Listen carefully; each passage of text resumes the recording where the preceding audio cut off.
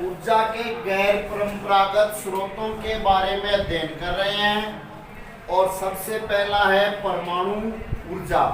देखो, जितने भी ऊर्जा के गैर परंपरागत स्रोत हैं, जैसे परमाणु ऊर्जा है, सौर ऊर्जा है, पवन ऊर्जा, बायोगैस, भूतापीय ऊर्जा। तो एक तो सबसे पहले क्या होता है, इनके बारे में प्रश्न पूछा जाए तो इनकी परिभाषा पूछेंगे और कहाँ पर ये उत्पन्न की जाती है, मुख्य स्थानों के बारे में पूछेंगे। तो सबसे पहले है अपनी परमाणु ऊर्जा। परमाणु ऊर्जा किसे कहते हैं? तो परमाणु ऊर्जा बोल दें या आणविक ऊर्जा बोल दें, एक ही बात है। आणविक ऊर्जा बोले तो भी वही बात है, परमाणु ऊर्जा बोले तो भी वही बात है। तो यह कैसे की जाती है? अणुओं की संरचना बदलने से प्राप्त होती है। तो परिभाषा हो गई, परमाणु अथवा आणविक ऊर्जा अणुओं की संरचना बदलने से प्राप्त की जाती है। जब अणुओं की संरचना बदली जाती है, जब ऐसा किया जाता है, ऐसा करने का मतलब अणुओं की संरचना बदली जाती है तो क्या निकलती है? ऊष्मा है वो निकलती है। ऊष्मा निकलती है, काफी ऊष्मा ऊर्जा के रूप में निकलती है और उस ऊष्मा का प्रयोग विद्युत ऊर्जा उत्पन्न करने में किया जाता है। समझ गए? परमाणु या अणुओं की संरचना बदलने से जो ऊर्जा प्राप्त होती है उसे परमाणु ऊर्जा या अणु ऊर्जा कहते हैं। ये तो हो गई परिभाषा। परमाणु या अणुओं की संरचना बदलने से जो ऊर्जा प्राप्त होती है उसे परमाणु ऊर्जा या अणु ऊर्जा कहते हैं। और यह कैसे प्राप्त होती है? जब अणुओं की संरचना बदली जाती है, यानी जब ऐसा किया जाता है, अणुओं की संरचना बदली जाती है तो ऊष्मा के रूप में ऊर्जा निकलती है और वह उस ऊष्मा या ऊर्जा से बिजली विद्युत उत्पन्न की जाती है। हमारे देश में यूरेनियम और थोरियम इनके भंडार है झारखंड और राजस्थान के अरावली पर्वतमाला में। राजस्थान की जो अरावली पर्वत श्रृंखला है उसमें यूरेनियम और थोरियम के भंडार हैं। इसके अलावा झारखंड में भी है और इस यूरेनियम और थोरियम का उपयोग किया जाता है परमाणु ऊर्जा बनाने में। इसके अलावा केरल की मिट्टी में भी एक मोनोजाइट, केरल की मिट्टी का प्रकार है मोनोजाइट नामक रेत, और मोनोजाइट नामक रेत में भी क्या पाया जाता है? थोरियम के भंडार पाए जाते हैं। तो परमाणु ऊर्जा या अणु ऊर्जा कहाँ कहाँ पर है? राजस्थान, झारखंड और केरल। राजस्थान और झारखंड में तो पाया जाता है क्या? थोरियम और यूरेनियम, और इसमें केरल में है थोरियम। अगला है सौर ऊर्जा।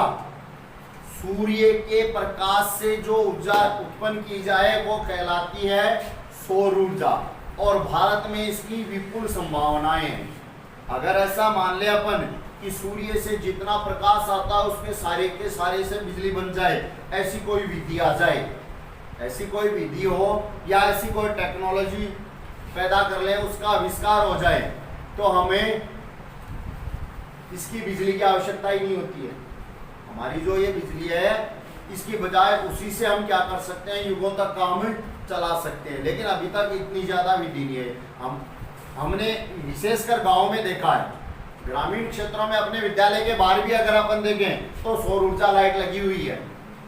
विद्यालय के बाहर भी अगर देखें, गांव में भी गली नुक्कड़ या मोहल्लों में जगह जगह सौर ऊर्जा लाइटें लगी रहती है। वो सौर ऊर्जा लाइटें क्या है? सूर्य के प्रकाश से ऊर्जा लेती है दिन में और रात को हमें ऊर्जा देती है, रात को प्रकाश देती है हमें। कहने का मतलब है कि हमारे देश में सौर ऊर्जा की विपुल संभावनाएं हैं। इसका मतलब सूर्य का प्रकाश खूब आता है हमारे देश में। केवल कब?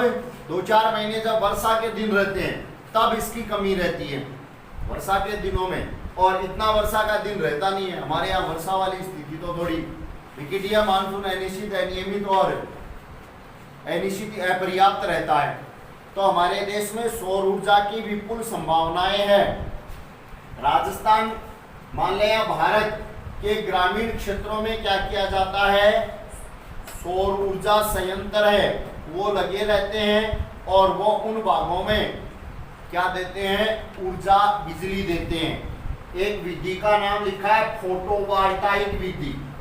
सौर ऊर्जा बनाने की, सूर्य के प्रकाश से ऊर्जा बनाने की विधि कौन सी है, फोटोवोल्टाइक प्रौद्योगिकी से क्या किया जाता है, सौर ऊर्जा उत्पन्न की जाती है। फोटोवोल्टाइक विधि है, उससे क्या किया जाता है, धूप को सीधे किस में बदला जाता है, बिजली में बदला जाता है।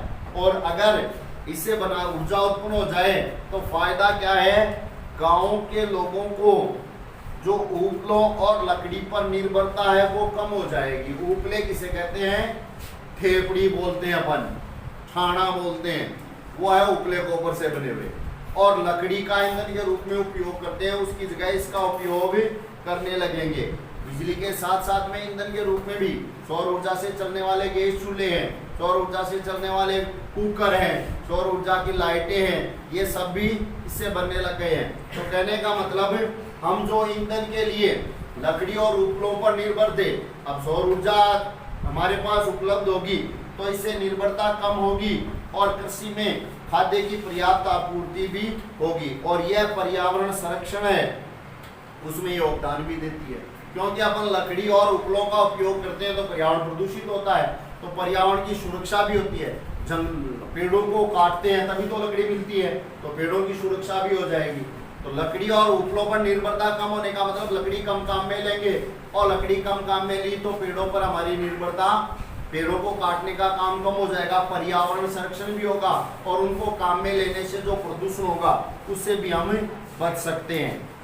तो कहने का मतलब है कि भारत में लगभग सौर ऊर्जा हर जगह है, और सबसे अच्छा उदाहरण देखें तो हमारे विद्यालय के बाहर गांव में मिल जाएगा। अगली है पवन ऊर्जा। पवन ऊर्जा क्या है, पवन की गति से जो ऊर्जा उत्पन्न की जाती है। पवन का मतलब हवा, हवा की गति से जो ऊर्जा उत्पन्न की जाती है वो कहलाती है पवन ऊर्जा। भारत में पवन ऊर्जा तमिलनाडु में नागरकोइल से मदुरई तक अवस्थित है। एक बड़ी पेटी है, पवन ऊर्जा की विशालतम पेटी है। कहाँ पर है, तमिलनाडु जो राज्य है उसके नागरकोइल से लेकर मदुरई तक विस्तृत है। इसके अलावा तमिलनाडु में तो है ही है पवन ऊर्जा, इसके अलावा आंध्र प्रदेश, कर्नाटक, गुजरात, केरल, महाराष्ट्र और लक्षद्वीप में भी पवन ऊर्जा फार्म स्थापित किए गए हैं। और राजस्थान में भी है, राजस्थान में जैसलमेर जिला है, वहां पर पवन ऊर्जा की, वहां पर हवाएं, हमने पढ़ा था, लू चलती है, आंधी आती है, बालू का स्तूप है, रेत के टीले उड़ जाते हैं, तो तेज गति से चलती है वहां पर हवा। तो तेज गति से हवा चलती है तो पवन की गति से ही तो बनाई जाती है ये, भाई पवन की गति से तो बिजली बनती है। तो राजस्थान का जैसलमेर, और जहां पर हम हैं हम भी देख सकते हैं, हमारे आसपास भी है, हमारे आसपास भी पवन संयंत्र, पवन ऊर्जा संयंत्र लगे हुए हैं। आपको ध्यान में हो तो कहाँ पर है, अपने आसपास में हरस का जो पहाड़ है, सीकर जिले में हरस का पहाड़ है, वहां पर भी बड़े बड़े जो पंखे से लगे हुए होते हैं, वो हवा लेने के लिए नहीं होते हैं। भाई आप कहीं सोच रहे हो पंखे लगे हुए हैं, पहाड़ी इलाकों को हवा दे रहे होंगे, वो हवा लेते हैं खुद, और उस हवा से क्या बनाते हैं, बिजली बनाते हैं। इसके बाद में है बायोगैस।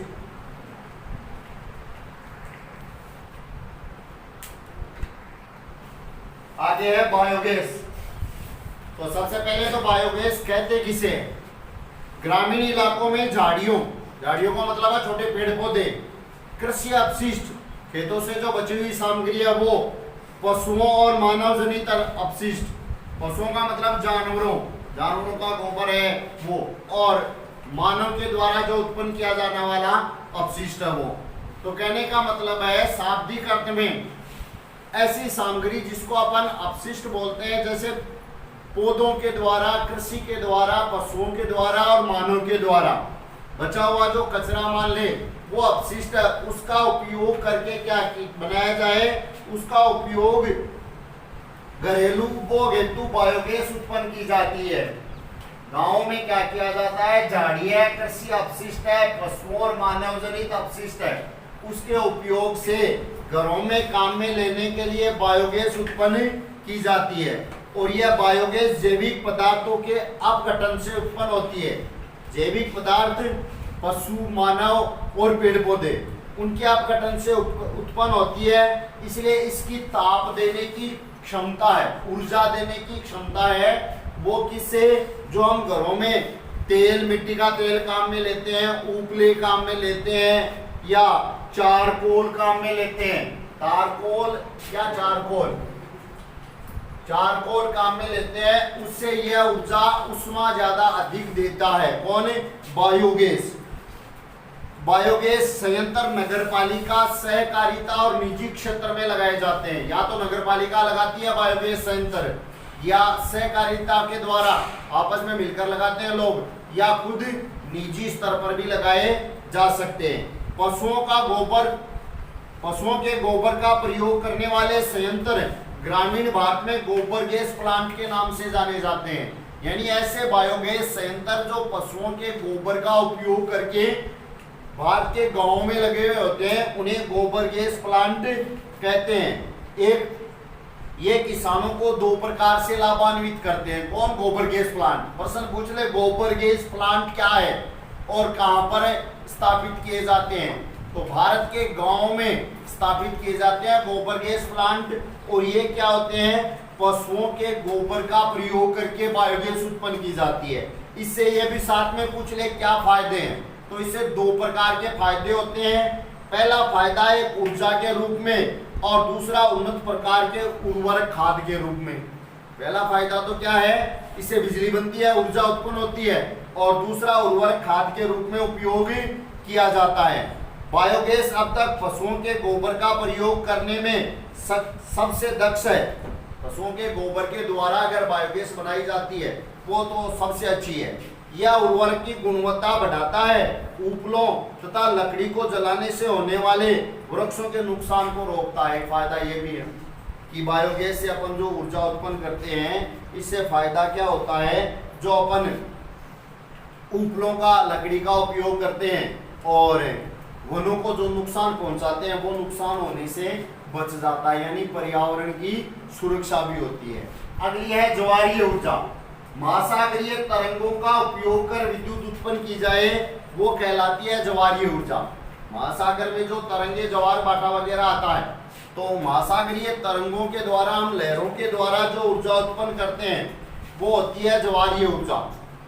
सकड़ी खाड़ी के आर पार बाढ़ द्वार बनाकर बांध बनाए जाते हैं। उच्च ज्वार में सकड़ी खाड़ी नुमा प्रवेश द्वार से पानी भीतर भर जाता है और द्वार बंद होने पर बांध में ही रह जाता है। जो सकड़ी खाड़ी, सकड़ी का मतलब कम चौड़ी खाड़ी है, वहां पर क्या किया जाता है? बाढ़ द्वार बनाकर बांध बना देते हैं। और जब तेज गति से ज्वार आता है तो क्या होता है? इस सकड़ी खाड़ी नुमा में प्रवेश द्वार में पानी भीतर जाता है और भीतर बंद हो जाता है। भीतर द्वार बंद होने पर बांध में वो पानी इकट्ठा हो जाता है। बाढ़ द्वार के बाहर ज्वार उतरने पर बांध के पानी को इसी रास्ते पाइप द्वारा समुद्र की तरफ ले जाया जाता है और बाद में उस पानी को पाइपों के द्वारा समुद्र की ओर ले जाते हैं। इससे ऊर्जा उत्पादक टरबाइन चलते हैं और उनसे बिजली बनती है। भारत में खंबात की खाड़ी, जहां पर क्या है? भारत में ऐसे इलाके जहां से ज्वारीय ऊर्जा उत्पन्न होती है। खंबात की खाड़ी, कच्छ की खाड़ी, पश्चिमी तट पर गुजरात और पश्चिम बंगाल में सुंदरवन क्षेत्र। ये इलाके, सुंदरवन क्षेत्र कौन सा है? गंगा के डेल्टा, गंगा नदी वहां पर डेल्टा बनाती है। और सुंदरवन है, ये भारत का सर्वाधिक जैव विविधता वाला वन भी है, तेज गति से वृद्धि होने वाला भी है। सुंदरवन नाम क्यों पड़ा? क्योंकि यहाँ पर सुंदरी नामक पेड़ है, वो बहुतायत से पाए जाते हैं। तो भारत में खंबात की खाड़ी, कच्छ की खाड़ी, पश्चिमी तट, गुजरात और पश्चिम बंगाल में सुंदरवन, गंगा नदी का डेल्टा है। यहाँ पर क्या किया जाता है? ज्वारीय तरंगों से ऊर्जा उत्पन्न करने की आदर्श दशाएं अवस्थित है। इन इलाकों में क्या किया जा सकता है? ज्वारीय या महासागरीय तरंगों से बिजली उत्पन्न की जा सकती है। अगला है भूतापीय ऊर्जा। तो पृथ्वी के आंतरिक भागों से ताप का प्रयोग कर जो ऊर्जा उत्पन्न की जाती है वो कहलाती है ज्वारीय ऊर्जा। पहले ही मैंने बताया है कि इनके बारे में अगर प्रश्न आए तो कैसा प्रश्न आएगा? पहले तो इनकी परिभाषा पूछेंगे, सबसे पहला काम इनकी परिभाषा और फिर प्राप्ति क्षेत्र, जैसा कि बोर्ड पे लिखा हुआ है। बोर्ड पे भूतापीय ऊर्जा की परिभाषा भी लिखी हुई है और भारत में भूतापीय परियोजना कौन कौन सी कहां पर है ये भी लिखा हुआ है। तो भूतापीय ऊर्जा किसे कहते हैं? पृथ्वी के आंतरिक भागों से ताप का प्रयोग कर जो ऊर्जा उत्पन्न की जाती है उसे भूतापीय ऊर्जा कहते हैं। भूतापीय ऊर्जा इसलिए अस्तित्व में आई क्योंकि बढ़ती गहराई के साथ पृथ्वी परगामी ढंग से तप्त होती जाती है। यानी जैसे जैसे अपन पृथ्वी के अंदर जाते हैं वैसे वैसे पृथ्वी का ताप बढ़ता जाता है। याद रखना ये बात, ऊंचाई पर जाएंगे तापमान कम हो जाएगा, ऊपर जाते हैं तो तापमान क्या हो जाता है? कम हो जाता है। और पृथ्वी के अंदर गहराई पर जाते हैं तो पृथ्वी तप्त ज्यादा होती है, यानी तापमान ज्यादा होता है। जहां भी भूतापीय प्रवणता अधिक होती है वहां उथली गहराई पर भी अधिक तापमान पाया जाता है। और कई बार ऐसा है, ऐसे इलाके जहां पर भूतापीय प्रवणता ज्यादा है वहां कम गहराई पर भी तापमान अधिक हो सकता है। आमतौर पर तो क्या होता है, जैसे जैसे नीचे जाते हैं वैसे वैसे तापमान बढ़ता है, लेकिन कई बार ऐसा भी होता है जहां पर भूतापीय प्रवणता तेज होती है वहां पर उथली का मतलब ज्यादा गहराई पर जाने की आवश्यकता नहीं होती है, कम गहराई पर भी तापमान ज्यादा होता है। ऐसे क्षेत्रों में भूमिगत जल चट्टानों से उष्मा का अवशोषण कर तप्त हो जाता है और यह इतना तप्त होता है कि यह पृथ्वी की सतह की ओर उठता है तो यह भाप में परिवर्तित हो जाता है। जैसे इलाके पर तापमान ज्यादा है वहां पर भूमि का जो पानी है वो चट्टानों से उष्मा अवशोषण करके बहुत तप्त हो जाता है। तप्त का मतलब बहुत ज्यादा गर्म हो जाता है और यह गर्म पानी क्या होता है, जब पृथ्वी की सतह की ओर आता है तो भाप में बदल जाता है और इस भाप का प्रयोग क्या किया जाता है? टरबाइन चलाने में किया जाता है और उन टरबाइनों से बिजली उत्पन्न की जाती है।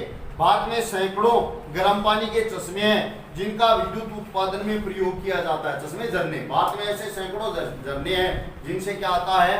गर्म पानी निकलता है और उसका उपयोग क्या करते हैं अपन?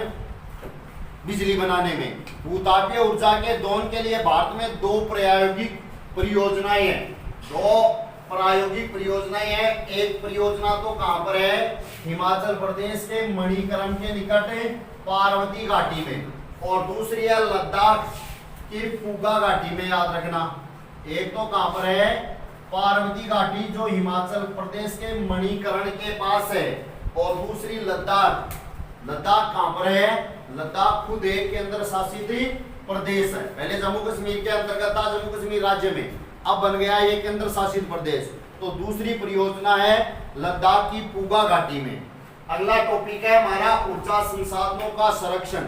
संरक्षण का मतलब है इनकी सुरक्षा कैसे की जाए, क्योंकि ऊर्जा संसाधन हमारे लिए बहुत आवश्यक है। हम सुबह से लेकर शाम तक ऐसे असंख्य काम करते हैं जिनमें किनकी आवश्यकता होती है? ऊर्जा की आवश्यकता होती है। देश के आर्थिक विकास के लिए भी, जैसे कृषि है, उद्योग है, परिवहन है, वाणिज्य है और घरेलू आवश्यकताओं के लिए ऊर्जा के निवेश की आवश्यकता है। इन सब के लिए हमें ऊर्जा पर निवेश करने की जरूरत है।